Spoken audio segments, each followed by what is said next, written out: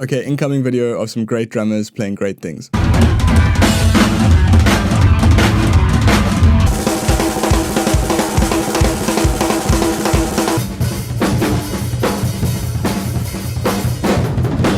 What makes great drummers sound great? How do they sound professional, fantastic, amazing?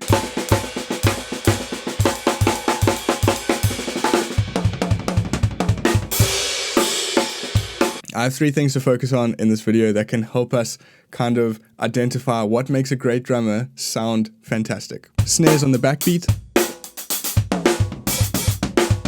ghost notes, and self-mixing.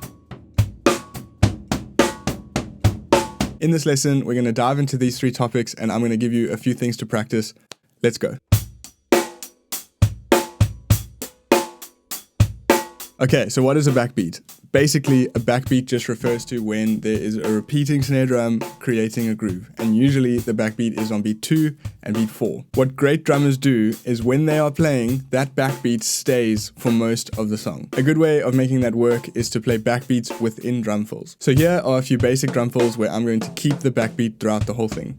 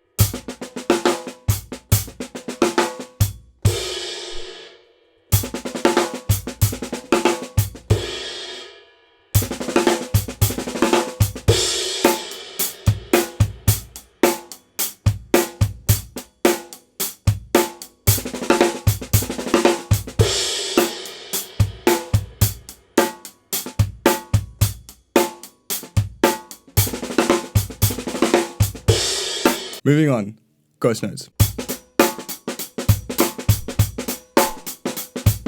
What is a ghost note? It is when you play the snare drum softly. Great drummers have amazing control over how they play the ghost notes, where they place them, and how they sound. A quick tip to having a great sounding ghost note is to just make it sound as quiet as you possibly can. A practical way of playing a quiet ghost note is just to drop your wrist while playing the snare drum. Here's a few grooves to practice playing very quiet ghost notes.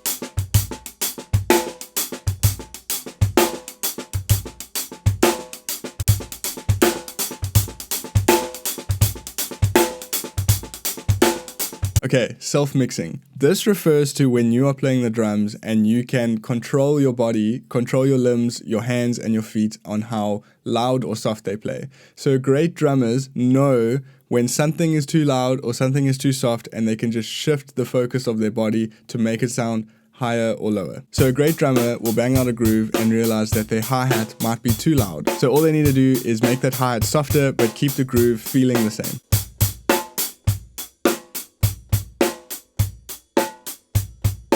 Here are a few things to try to work on your self-mixing skills. This is a basic groove that most of us will play at a gig. At some point you might have to play it heavy and driving. At another point you may have to pull back and blend with the band. The exercise here is just to swap between playing it driving and playing it mellow. The main driving factor comes from the hi-hat, so that's the thing that you're going to change the volume of.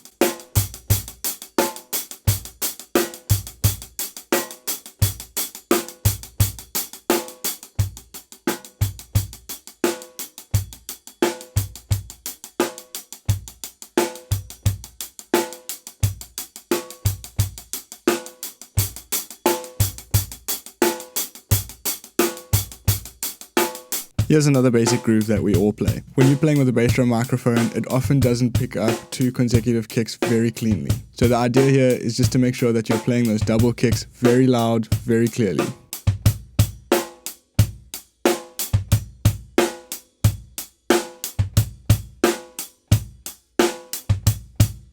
This last one's a bit of a tricky one. What you're going to do here is play this pattern. On one round, you're going to play loud on the floor tom. On the second round, you're going to play loud on the bass drum. And then you're going to keep switching between those volumes.